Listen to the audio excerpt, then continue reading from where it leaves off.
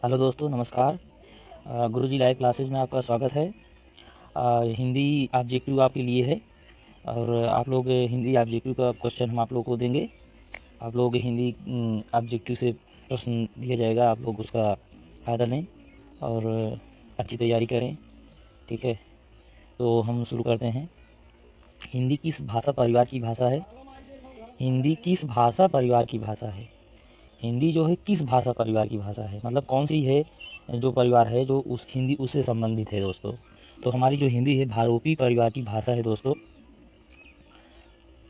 यह समूह भाषाओं का सबसे बड़ा परिवार है और सबसे महत्वपूर्ण भी है। सबसे महत्वपूर्ण भी क्योंकि अंग्रेजी, रूसी, चीनी, हिंदी, पंजाबी, जर्मनी, नेपाली ये तमाम भाषाएं इसी समूह से संबंध रखती हैं। इसे भारोपी भाषा परिवार भी कहते हैं। विश्व जनसंख्या के लगभग आधे लोग मतलब 45% लोग भारोपी भाषा बोलते हैं। हिंदी किस भाषा परिवार की भाषा है? तो दोस्तों भारोपी परिवार की भाषा है। भारोपी परिवार की भाषा है दोस्तों।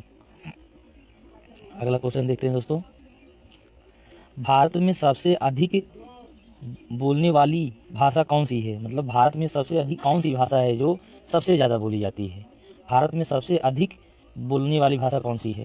तो दोस्तों हमारी हिंदी ही है। सबसे ज़्यादा लोग हिंदी ही बोलते हैं। हिंदी भारत में सबसे अधिक बोली जाने वाली भाषा है। यह देश की आधिकारिक भाषाओं में से एक है। आधिकारिक भाषाओं में से एक है दोस्तों। यहाँ अधिक से अधिक आधिकारिक भाषाओं को में प्रयोग किया जाता है हिंदी।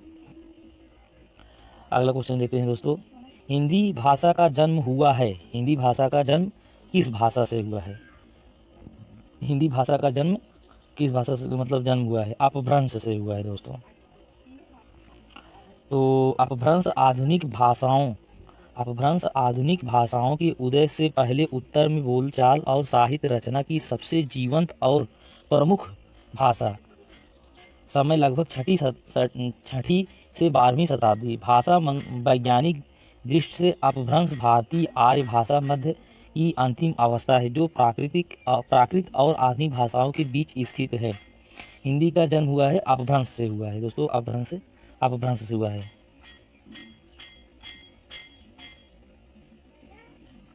हिंदी भाषा का जन्म अपभ्रंश से हुआ दोस्तों। अगला क्वेश्चन देखते हैं। निम्न में से कौन सी बोली अथवा भाषा निम्नलिखित में से कौन सी बोली अथवा भाषा हिंदी के अंतर्गत नहीं आती है? निम्नलिखित में से कौन सी भाषा अथवा निम्न में से कौन सी बोली अथवा भाषा हिंदी के अंतर्गत नहीं आती है? तो दोस्तों तेलुगु है। तेलुगु है। हिंदी की अनेक बोलियां उपभाषाएं हैं। हिंदी की अनेक बोलियां उपभाषाएं हैं। भारत में कुल 18 बोलियां हैं। भारत में कुल कितनी बोलियां हैं? 18 बोलियां दोस्तों। भारत में कुल 18 बोलियां हैं जिनमें अवधी ब्रज भाषा, कन्नौजी, बुंदेली, बघेली, हड़ौती, भोजपुरी, हरियाणवी हरियाणवी बोली जाती है, राजस्थानी, छत्तीसगढ़ी, मालवी, नागपुरी, खोरठा, पंच परगनिया, कुमाऊनी, मगही आदि प्रमुख हैं। इनमें से कुछ अत्यंत उच्च श्रेणी के साहित्य की रचना हुई है। इनमें से कौन सी बोली अथवा भाषा हिंदी के अंतर्गत नहीं आती है दोस्तों? तो तेलुगु है। अगला क्वेश्चन देखते हैं दोस्तों। हिंदी की विशिष्ट बोली ब्रज भाषा। हिंदी की विशिष्ट बोली ब्रज भाषा किस रूप में सबसे अधिक प्रसिद्ध है? दोस्तों इस क्वेश्चन को देखिए आप लोग। हिंदी की विशिष्ट बोली ब्रज भाषा किस रूप में सबसे अधिक प्रसिद्ध है? तो हिंदी जो है दोस्तों काव्य भाषा के रूप में अधिक प्रसिद्ध है। ब्रज भाषा एक धार्मिक भाषा है। ब्रज भाषा जो है एक धार्मिक भाषा है जो पश्चिमी उत्तर प्रदेश एवं उत्तराखंड में बोली जाती है। जो पश्चिमी उत्तर प्रदेश और उत्तराखंड में बोली जाती है। इसके अलावा यह भाषा हरियाणा एवं राजस्थान के कुछ जनपदों में बोली जाती है। भारतीय भाषाओं की तरह ये भी संस्कृत से जन्मी है। जो ब्रज भाषा है ये भी संस्कृत से ही जन्म ली है, इसकी जननी है। इस भाषा में प्रचुर मात्रा में साहित्य उपलब्ध है। भारतीय भक्ति काल में यह भाषा प्रमुख रही। ब्रज भाषा में ही प्रारंभ में काव्य की रचना हुई। ब्रज भाषा में ही प्रारंभ में काव्य की रचना हुई। जो ब्रज भाषा में काव्य की जो रचना हुई थी वो ब्रज भाषा में ही हुई थी। सभी भक्त कवियों ने अपनी रचनाएं इसी भाषा में लिखी हैं। जो पहले भक्त कवि थे उन जो रचनाएं किए वो ब्रज भाषा में लिखे थे, जिनमें प्रमुख है सूरदास भी, रहीम, रसखान, केशव, घनानंद बिहारी आदि लोग। ये सभी जो रचनाएं की थी ये ब्रज भाषा में ही किए थे। सूरदास, रहीम, रसखान, केशव, घनानंद बिहारी इत्यादि। हिंदी की विशिष्ट बोली ब्रज भाषा किस रूप में सबसे अधिक प्रसिद्ध है? तो दोस्तों आपका ब्रज भाषा हिंदी की विशिष्ट बोली ब्रज भाषा किस रूप में सबसे अधिक प्रसिद्ध है? मतलब रूप पूछ रहा है, मतलब काव्य के रूप में प्रसिद्ध है। भारतवर्ष में हिंदी को आप किस वर्ग में रखेंगे? तो दोस्तों राजभाषा के रूप में रखेंगे। भारतवर्ष में हिंदी को आप किस वर्ग में रखेंगे? भारतवर्ष में हिंदी को राजभाषा वर्ग में रखेंगे। ढूंढाड़ी बोली जाती है। ढूंढाड़ी जो है दोस्तों पूर्वी राजस्थान में बोली जाती है। ढूंढाड़ी बोली पूर्वी राजस्थान की है। ढूंढाड़ी बोली कहाँ की है? पूर्वी राजस्थान की है। ढूंढाड़ी एक इंडो आर्यन भाषा है। ढूंढाड़ी एक इंडो आर्यन भाषा है जो पूर्वोत्तर राजस्थान के ढूंढाड़ क्षेत्र में बोली जाती है। ढूंढाड़ी बोलने वाले मुख्य रूप से 3 जिलों जयपुर, करौली, डींग, सवाई माधोपुर, दौसा और टोंक में रहते हैं। ब्रजबुली नाम से जानी जाती है। ब्रजबुली नाम से जानी जाती है पुरानी बांग्ला। ब्रजबुली नाम से जानी जाती है पुरानी बांग्ला। पुरानी बांग्ला जो होती है भाषा, पुरानी बांग्ला ब्रजबुली नाम से जानी जाती है। अगला क्वेश्चन, निम्न में से कौन सी भाषा देवनागरी में लिखी जाती है? निम्न में से कौन सी भाषा देवनागरी में लिखी जाती है?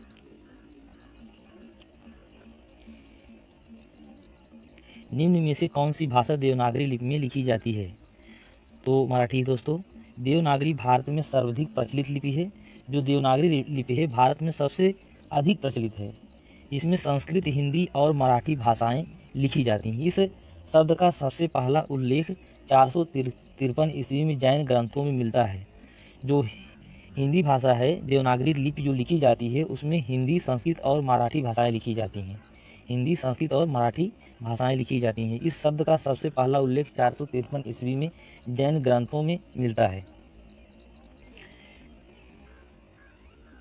एक मनई के दुई बेटवे रहीन, ओहमा लहरा अपने बाप से कहिस, दादा धन मा जवन हमर बखरा लागत होय तवन हमका दैत। यह अवतरण किस बोली में है? दोस्तों देखिए, भोजपुरी, कन्नौजी, अवधी, खड़ी बोली। कौन सा होगा दोस्तों? ये दोस्तों अवधी में है जो हम लोग बोलते हैं। एक मनई के दुई बेटवा रहीन, ओहमा लहरा अपने बाप से कहिस, दादा धन मा जवन हमार बखरा लागत होय तवन हमका दैत। यह अवतरण अवधी बोली में है। अगला क्वेश्चन,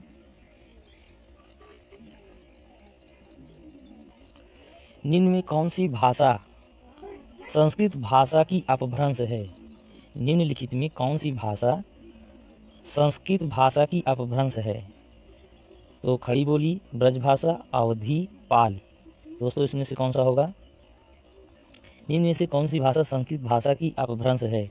तो पाली है दोस्तों। निम्न में से कौन सी भाषा संस्कृत भाषा की अपभ्रंश है? पाली। अपभ्रंश आधुनिक भाषाओं के उदय से पहले उत्तर में बोलचाल और साहित्य रचना की सबसे जीवंत और प्रमुख भाषा लगभग 6ठी से 12वीं शताब्दी। भाषा वैज्ञानिक दृष्टि से अपभ्रंश भारतीय आर्य भाषा के मध्यकाल की अंतिम अवस्था है जो प्राकृत और आधुनिक भाषाओं के बीच स्थित है। व्याकरण शास्त्र में संस्कृत से इतर शब्दों को अपभ्रंश कहा जाता है। व्याकरण शास्त्र में संस्कृत से इतर शब्दों को अपभ्रंश कहा जाता है। इस प्रकार पाल, प्राकृत अपभ्रंश सभी के शब्द अपभ्रंश संज्ञा के अंतर्गत आ जाते हैं, फिर भी पाली संस्कृत को अपभ्रंश नाम नहीं दिया गया। इस प्रकार पाली संस्कृत अपभ्रंश सभी के शब्द अपभ्रंश संज्ञा के अंतर्गत आ जाते हैं, फिर भी पाल प्राकृत को अपभ्रंश नाम नहीं दिया गया। अधिकतर भारतीय भाषाओं का विकास किस लिपि से हुआ है? अधिकतर भारतीय भाषाओं का विकास किस लिपि से हुआ है? तो सादा लिपि, खरोष्ठी लिपि, कुटिल लिपि, ब्राह्मी लिपि। तो दोस्तों इसमें ब्राह्मी लिपि है सही। अधिकतर भारतीय भाषाओं का विकास ब्राह्मी लिपि में हुआ है। अधिकतर भारतीय भाषाओं का विकास ब्राह्मी लिपि में हुआ है। सारदा लिपि एवं कुटिल लिपि का भी विकास ब्राह्मी लिपि से हुआ है। खरोष्ठी लिपि के प्रचलन अशोक कालीन पश्चिमोत्तर भारत में था। अगला क्वेश्चन दोस्तों, हिंदी भाषा किस लिपि में लिखी जाती है? हिंदी भाषा किस लिपि में लिखी जाती है? गुरमुखी, ब्राह्मी, देवनागरी, सौराष्ट्री। तो इसमें से कौन सा होगा दोस्तों? देवनागरी होगा। हिंदी भाषा देवनागरी लिपि में लिखी जाती है। हिंदी भाषा देवनागरी लिपि में लिखी जाती है। देवनागरी एक भारतीय लिपि है। देवनागरी एक ऐसी लिपि है, एक भारतीय लिपि है जिनमें अनेक भारतीय भाषाएं तथा कई विदेशी भाषाएं लिखी जाती हैं। देवनागरी एक भारतीय लिपि है जिसमें अनेक भारतीय भाषाएं तथा विदेशी भाषाएं लिखी जाती हैं। यह बाएं से दाएं लिखी जाती है। इसकी पहचान एक क्षैतिज रेखा से है, जिसे सिर रेखा कहते हैं। इसकी पहचान किससे है? क्षैतिज रेखा से है, इसे सिर रेखा कहते हैं। अगला क्वेश्चन, वर्तमान हिंदी का प्रचलित रूप है।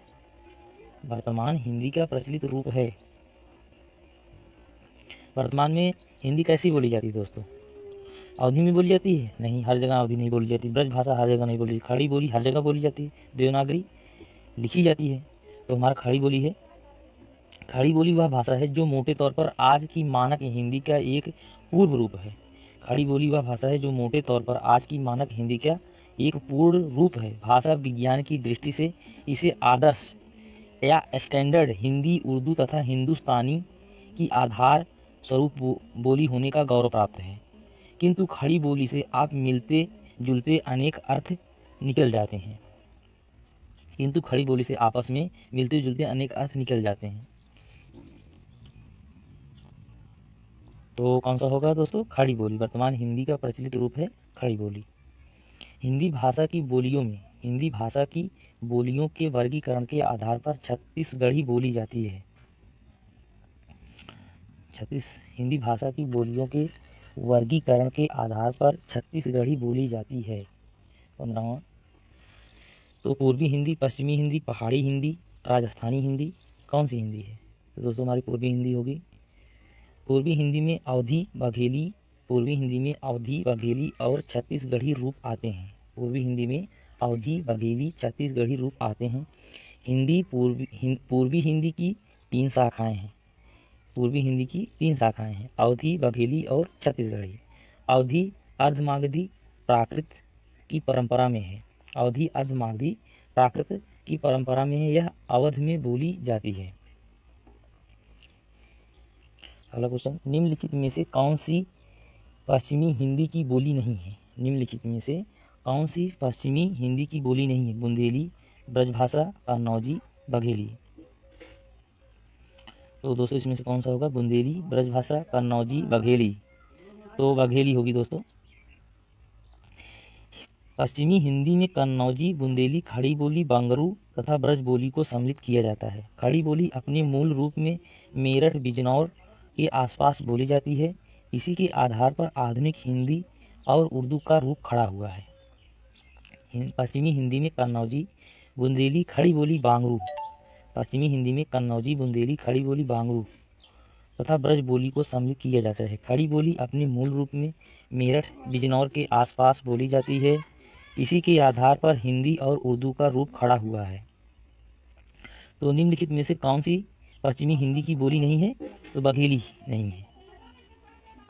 भारतीय संविधान में किन अनुच्छेदों में राजभाषा संबंधी प्रावधानों का उल्लेख है?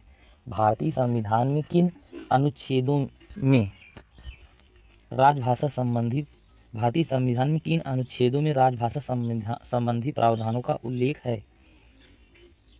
तो दोस्तों ऑप्शन देखेंगे 443 से 551 तक, 434 से 315 तक, 443 से 335 तक, 334 से 153 तक।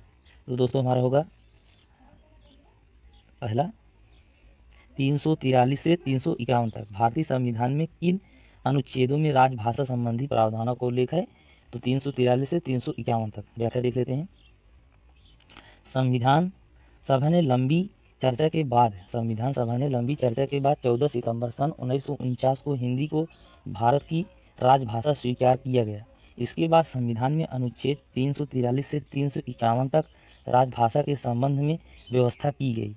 इसकी स्मृति को ताज़ा रखने के लिए 14 सितंबर का दिन प्रतिवर्ष हिंदी दिवस के रूप में मनाया जाता है। तो उसमें दोस्तों एक क्वेश्चन ये भी बन सकता है कि हिंदी दिवस कब मनाया जाता है? तो हमारा हिंदी दिवस 14 सितंबर को मनाया जाता है, प्रतिवर्ष हिंदी दिवस के रूप में मनाया जाता है। ध्यातव्य है कि भारतीय संविधान में राष्ट्रभाषा का उल्लेख नहीं है। भारतीय संविधान में राष्ट्रभाषा का उल्लेख नहीं किया गया है दोस्तों। अगला क्वेश्चन, दक्षिणी भारत हिंदी प्रचार सभा का मुख्यालय कहाँ स्थित है? दक्षिणी भारत हिंदी प्रचार सभा का मुख्यालय कहाँ स्थित है? 18।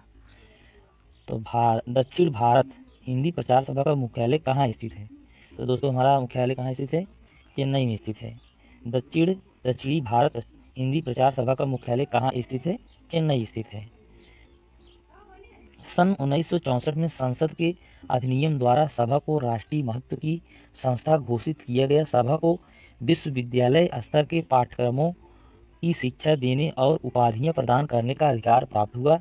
सभा का केंद्रीय कार्यालय चेन्नई मद्रास में है। सभा की शाखाएं दक्षिण के चारों प्रांतों केरल, कर्नाटक, आंध्र प्रदेश और तमिलनाडु में है तथा दिल्ली में संपर्क कार्यालय है।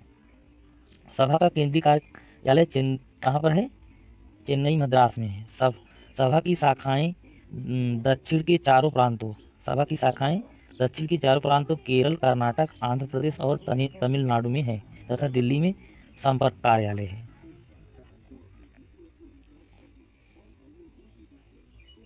दक्षिण भारत हिंदी प्रचार सभा का मुख्यालय कहाँ स्थित है? चेन्नई में स्थित है। हिंदी भाषा के विकास का सही अनुक्रम कौन सा है? हिंदी भाषा के विकास का सही अनुक्रम कौन सा है? तो हिंदी भाषा का सही क्रम है पाल, प्राकृत, अपभ्रंश, हिंदी। पाल, प्राकृत, अपभ्रंश, हिंदी।